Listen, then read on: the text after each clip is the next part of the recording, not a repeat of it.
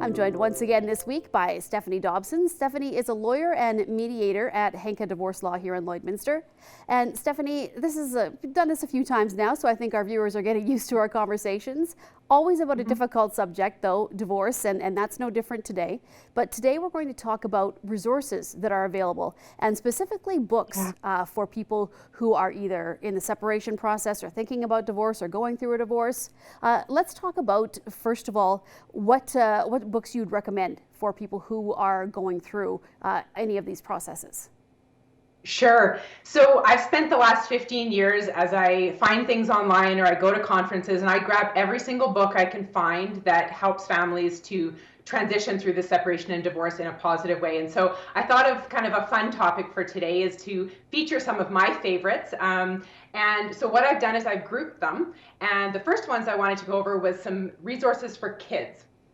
So these are ones that I'm just going to show them on the screen. Hopefully that's not too doesn't have too much reflection. So this one's called Two Homes, and this one's great. As you can see, I mean the writing in it is really quite big, and so it's really designed for younger children, for parents to read this to them at night. And I often find that kids even will leave this on their bookshelf and they'll kind of peek through it as they go. Night after night as they're doing their own reading. Right. So that's the first one. The second one is for a little bit older. So this one's called Mom's House, Dad's House for Kids. And as you can see from the spine, it's a little bit more of a novel kind of a thing. There's still some big writing and whatnot. So this would sort of be more for preteen teens to be able to kind of look through it themselves. Iselina Ricci, I'm hoping I'm pronouncing her name right. She's one of my very favorite authors, and I've got another book of hers that I wanna also suggest. So that's the other one for teens.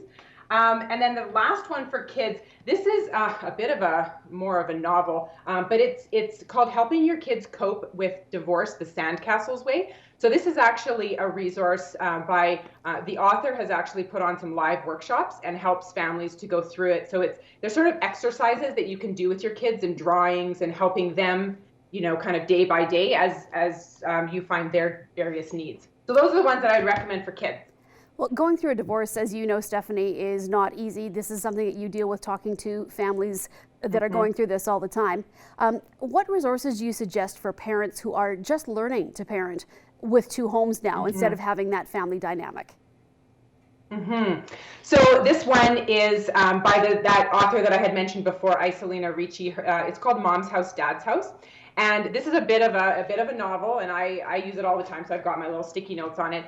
But this book is what I would call sort of an encyclopedia. So it can be really overwhelming for families if they're trying to go through it, for sort of from start to finish. And so this book, though, is what I would recommend as a really good starting point, and it can help you at various sections within your journey. So you may want to read a few pages that are applicable to you now, and then 6 months later, other passages might be more applicable. And then once you're settled into two homes, other things might be more applicable. So it's a big read, but this is a book actually that I have at my office. This one and the Two Homes are the two books that I have at my office in bulk. And for every one of the families that I help that have children, I always give these away because I think they're such great resources. Now, what about if someone is just kind of starting the process, Stephanie? Obviously there's a lot of information out there, but you kind of really need to separate it just to figure out what is good and what is bad. And you've kind of really done this for some of our viewers now. So what would you recommend if people are just starting out the process? What are some of the books that they should be looking into? Yeah, so it's interesting because when people call our office to, they're separating and they think they need a lawyer, they need someone to help them through their separation or divorce. Often people don't think about process of sort of how do I get divorced? How do I get from point A to point B, from together to separated to divorce? And so what we focus on in our office is not necessarily telling people what the best process is for them, but helping them to figure out what might be the best process for them. So there's of course lots of resources online if you just want to read articles, but two of the books that I would recommend just to get some perspective. One is called Children Come First, Mediation, Not Litigation When Marriage Ends. There's that one, and then the other one is called The Collaborative Way to Divorce. And so these are just two options to get a little bit more of an idea of how to stay out of court, some of the benefits and why you'd want to do such a thing. But this is one of my very, very favorites. It's called Tug of War. And this one's written by author Mr. Justice Harvey Brownstone at the Ontario Superior Court of Justice.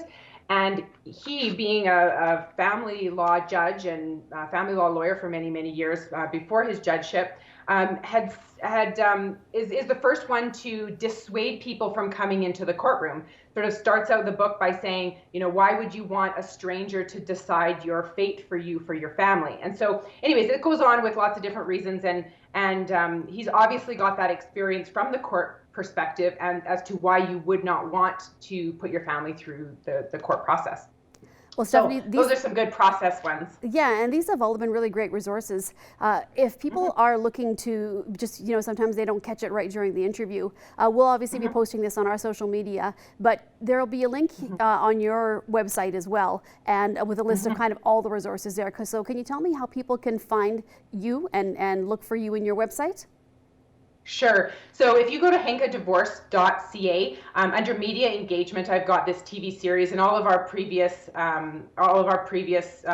sessions or segments are up there. And underneath this one, I've put a link to our e-learning community, where we have all of the resources, not just these ones that I featured today, but all of the resources that are part of my library. I've done a whole inventory of them and put them all up online, and they're all focused on how to positively transition through separation and divorce. So there's sort of that focus in those resources. So you can check it out. You can get a link on our website. All right. Well, thank you so much, Stephanie, for joining us today. And once again, we'll be back to chat with you again next week. Thanks for having me again, Stacey.